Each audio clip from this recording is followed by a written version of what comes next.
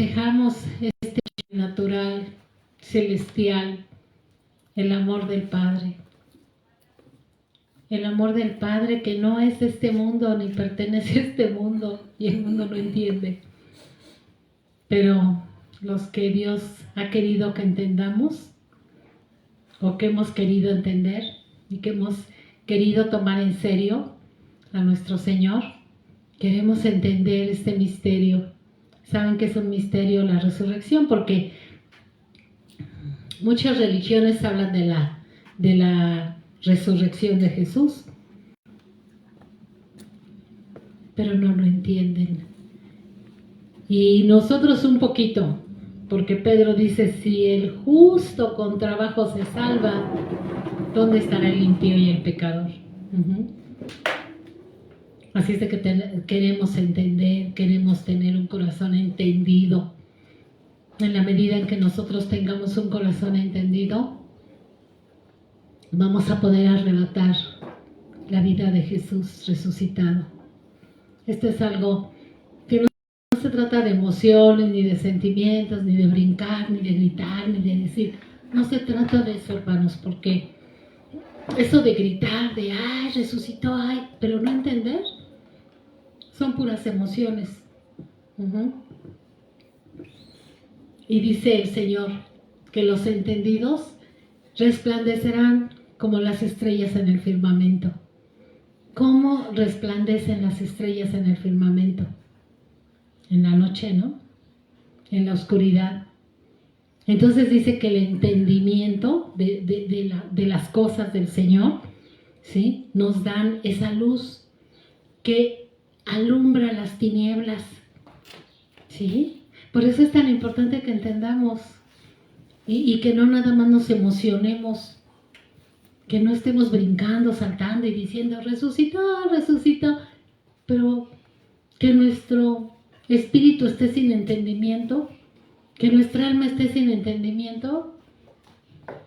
Es una emoción que ya cuando salimos de aquí se va, porque era una emoción, porque las emociones bajan, suben y de repente estamos contentos, de repente y enojados, y son las emociones, eso no edifica, eso no construye, eso no da carácter. Pero cuando entendemos, entonces somos como las estrellas que resplandecen en medio de la oscuridad. Amén. Es por eso es que escudriñamos las Escrituras, porque en ella tenemos la vida eterna. No en las emociones, no en los sentimientos, no en las ideologías fantásticas de este mundo. De eso no nos queda nada. Se nos va el tiempo y no. Pero las Escrituras son eternas. Y nosotros somos eternos. ¿Ustedes sabían que somos eternos? Todas las almas nacidas en este mundo son eternas. Todas. Unas para perdición eterna, unas para perdición eterna y otras para salvación eterna. ¿Sí? Y nosotros queremos ser los de la salvación eterna, ¿verdad? Y por eso es que en las Escrituras tenemos la vida eterna.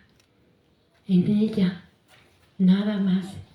No hay otra filosofía de ningún filósofo, por más inteligente y sabio que sea, que nos pueda dar la vida eterna. Por eso Pablo decía que Jesucristo desvanecía la sabiduría de los sabios. Porque ¿dónde está el escriba? ¿Dónde está el sabio? Pues en el panteón de los sabios, ¿no? Porque no hay más que la sabiduría de Dios para la vida eterna. Y por eso es que hoy vamos a escudriñar la resurrección. Amén. Y pues vamos a orar. Bendito Padre Celestial, Señor mi Dios, te alabamos, te bendecimos, te exaltamos, te damos toda gloria, toda honra, toda alabanza, Señor. Oh mi Dios todopoderoso, que los montes, que los collados, que los mares, que los ríos, que los cielos que están sobre los cielos de los cielos, Señor, te den gloria, te den honra, porque tu Hijo ha resucitado, Señor, y la iglesia vive en el poder de la resurrección de Jesús. Te damos gracias, te alabamos, Señor. Todo lo que respira te adore, te alabe, te bendiga, Padre. Bendito sea, Señor, por siempre, Padre. Gracias, Señor.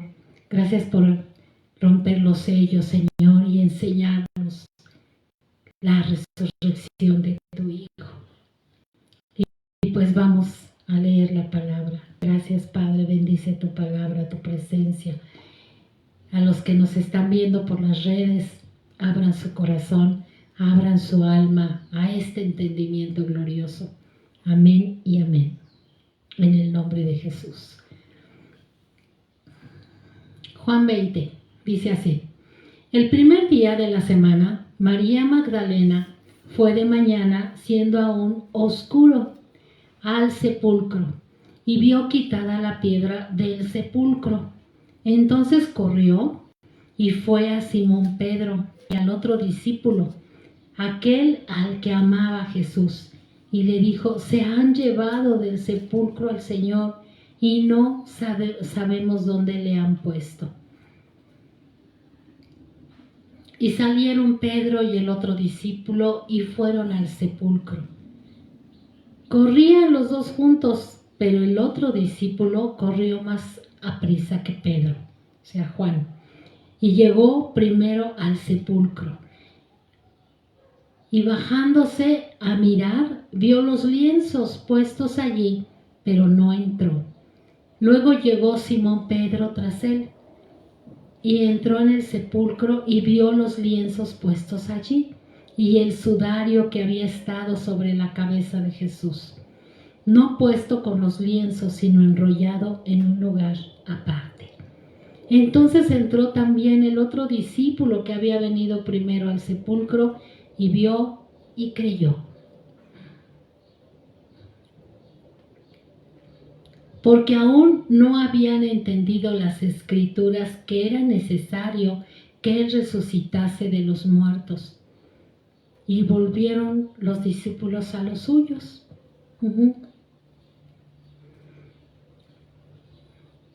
¿Qué fue lo que creyó Juan? Porque aquí dice: entonces entró también el otro discípulo que había venido primero al sepulcro, y vio y creyó. ¿Qué fue lo que creyó? Porque el siguiente versículo dice: porque aún no habían entendido la Escritura que era necesario que Él resucitase de los muertos. Y volvieron los discípulos a los suyos. O sea, ¿qué creyó Juan? Pues creyó que pues lo que vio, porque el 9 dice que no habían entendido y se volvieron a los suyos. Pero fíjense lo que dice el 11. Pero María estaba fuera llorando junto al sepulcro, y mientras lloraba se inclinó para mirar dentro del sepulcro. Y vio a dos ángeles con vestiduras blancas que estaban sentados, el uno a la cabecera y el otro a los pies, donde el cuerpo de Jesús había sido puesto. Y le dijeron: mujer, ¿por qué lloras? Les dijo: porque se han llevado a mi Señor y no sé dónde lo han puesto. Y cuando había dicho esto, se volvió y vio a Jesús que estaba allí, mas no sabía que era Jesús. Jesús le dijo: ¿por qué lloras? ¿A quién buscas? Ella, pensando que era el hortelano, le dijo: Señor, si tú lo has llevado, dime dónde le has puesto, y yo lo llevaré. Jesús le dijo: María.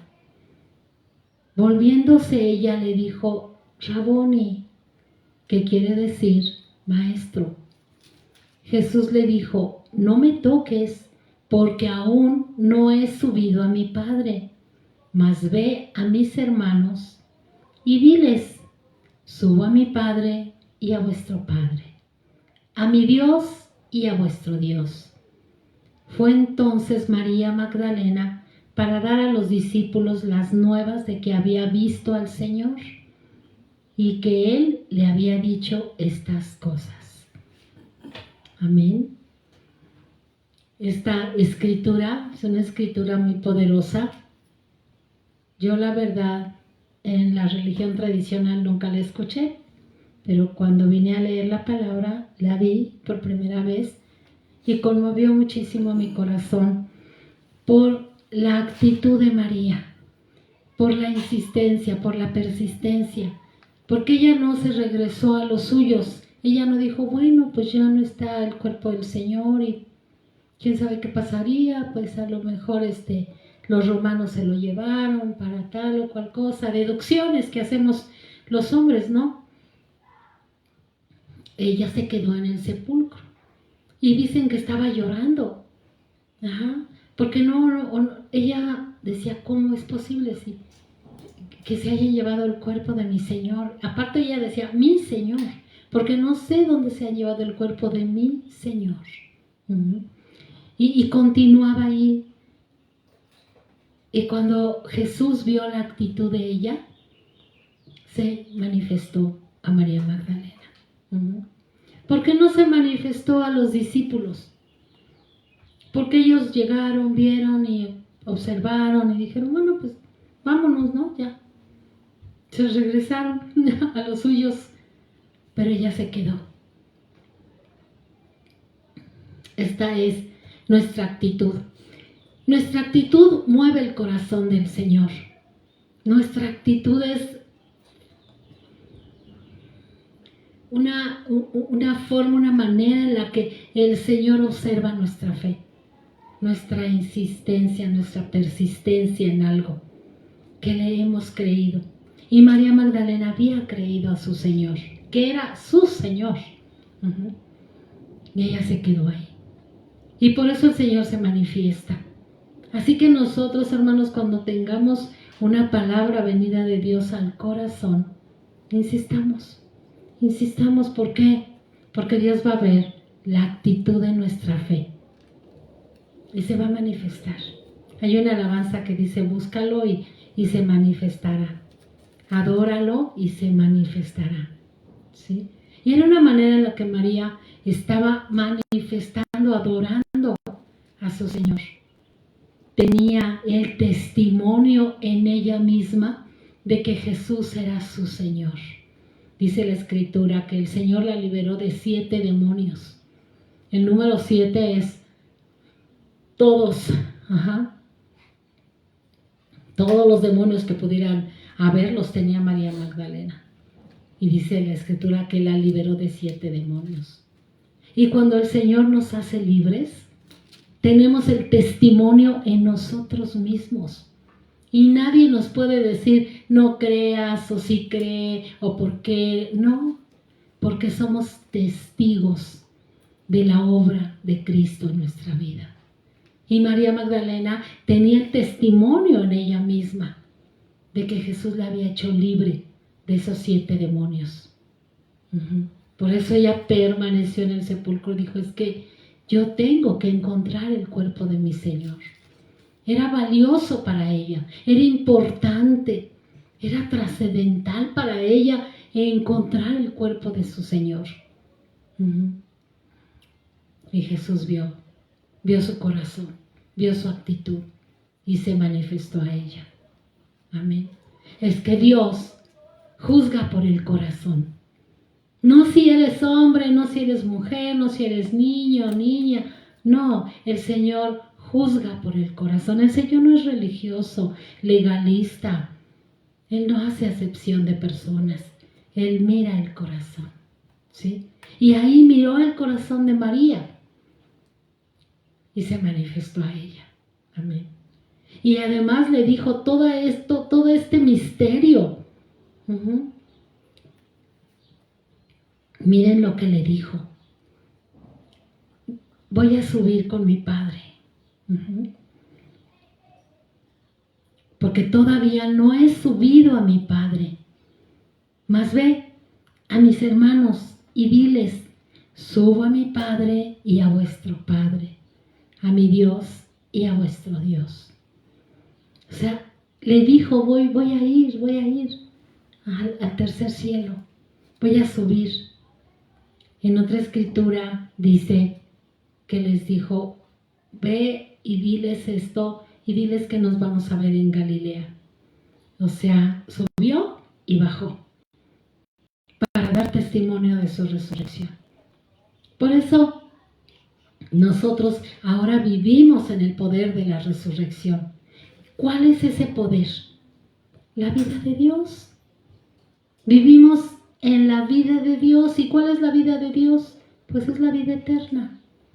Ya estamos nosotros en la vida eterna, pero estamos ya salvados por la fe. Salvados por la fe. Amén. Y ya vivimos en esa vida eterna. Y es importante que sepamos por qué. ¿Por qué fue así? ¿Sí? Fíjense, vamos a Efesios 4:8. Efesios 4:8 al 16. Aquí el apóstol nos da una cátedra de lo que hizo el Señor y para qué lo hizo. Amén. Dice Efesios 4:8. Por lo cual dice, subiendo a lo alto, llevó cautiva la cautividad y dio dones a los hombres.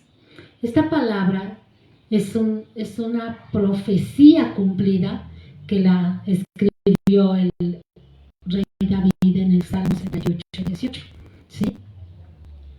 Subiendo a lo alto, llevó cautiva la cautividad y dio dones a los hombres. Y eso de que subió, ¿qué es? Sino que también había descendido primero a las partes más bajas de la tierra. ¿Se fijan? Aquí en esta palabra está lo que les había dicho el Señor. El Señor les había dicho en Mateo, la generación mala y adúltera demanda señal, pero señal no les será dada, sino la señal del profeta Jonás. Porque así como Jonás estuvo 3 días y 3 noches en el centro de la tierra, así es necesario que el Hijo del Hombre esté 3 días y 3 noches en el centro de la tierra. Y después les dice, y si yo fuere levantado, a todos atraeré a mí. Ya se los había dicho. Ya les había dicho que iba a bajar al centro de la tierra. No entendían de qué hablaba, ¿sí? Porque pues, como les dije al principio, los entendidos, dice el Señor, resplandeceremos como las estrellas en el firmamento, enseñando a la multitud, dice, alumbrando a la multitud, amén. Pero Él se los había anunciado en Mateo, que iba a bajar. Y aquí dice, y eso de que subió, ¿qué es? Sino que también había descendido primero a las partes más bajas de la tierra. Y el que descendió es el mismo que también subió por encima de todos los cielos para llenarlo todo. ¿Qué fue lo que hizo el Señor? Primero descendió y luego subió por encima de todos los cielos. Hay 3 cielos, de acuerdo a las escrituras, ¿sí?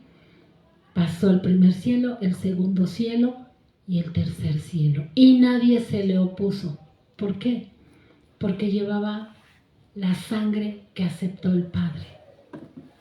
Amén. La preciosa sangre de Cristo. Amén. Y subió por encima de todos los cielos para llenarlo todo en todo. Por eso es importante que entendamos esto.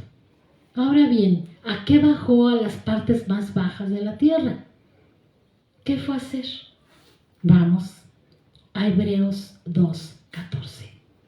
Porque así es como el Señor determinó revelarnos la verdad, escudriñando las Escrituras. escudriñando las Escrituras es como el Señor decidió que nos iba a revelar la verdad. Amén. Sí, escudriñen las Escrituras, porque en ellas tienen la vida eterna. Dice, así que por cuanto los hijos participaron de carne y de sangre, Él también participó de lo mismo, para destruir por medio de la muerte al que tenía el imperio de la muerte, esto es, al diablo. ¿Cómo destruyó Jesús al diablo?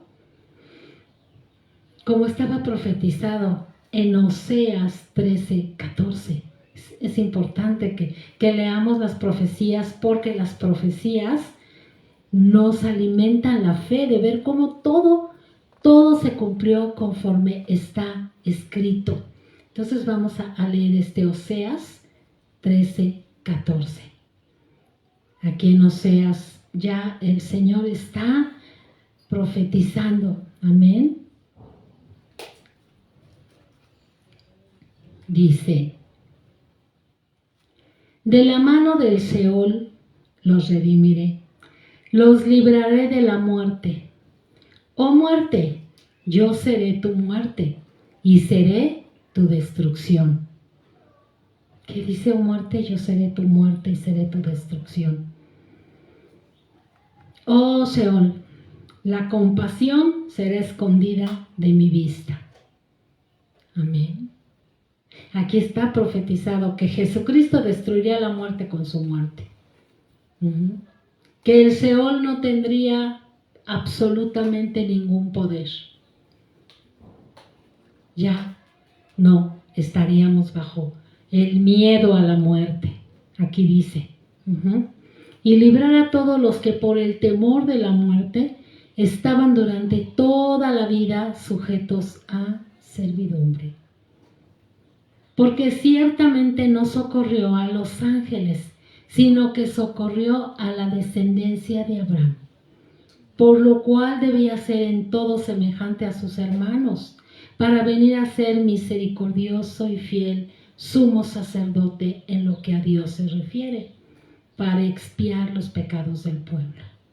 Pues en cuanto él mismo padeció, siendo tentado, es poderoso para socorrer a los que son tentados. Entonces aquí vemos a qué bajó el Señor. ¿A qué dice aquí? Aquí no lo dice claramente. Para destruir por medio de la muerte al que tenía el imperio de la muerte, este es al diablo. Y librar a todos los que por el temor de la muerte estaban durante toda la vida sujetos a servidumbre. Entonces la muerte ya no tiene poder sobre los hijos de Dios. ¿Por qué vamos a temer a la muerte? Si la muerte ya no tiene poder sobre los hijos eternos de Dios. Porque aquí la palabra no lo dice, que destruyó a la muerte con su muerte. Y que bajó a los sitios más bajos de la tierra. Y este entendimiento nos hace comprender que vivimos en la resurrección de Jesús y que vivimos en la vida eterna de Dios. ¿Por qué vamos a temer a la muerte? Por eso en el Hebreos 3 dice, por tanto, hermanos santos, participantes del llamado celestial, considerad al apóstol y sumo sacerdote de nuestra profesión, Cristo Jesús. Amén. El cual es fiel al que lo constituyó, como también lo fue Moisés en toda la casa de Dios. Porque de tanto mayor gloria que Moisés es estimado, digno cuanto tiene mayor honra. Fíjense, pongan mucha atención en esta palabra. Porque tiene mayor honra que la casa el que la hizo. Porque toda casa es hecho por alguno, pero el que hizo todas las cosas es Dios. Amén. Y Moisés a la verdad fue fiel en toda la casa de Dios como siervo para testimonio de lo que se iba a decir. Pero Cristo como hijo sobre su casa, la cual casa somos nosotros. la cual casa somos nosotros. Si retenemos firme hasta el fin la confianza y gloriarnos en la esperanza. Amén. Entonces, ¿qué es lo que nosotros tenemos ahora? La vida de resurrección de Jesús.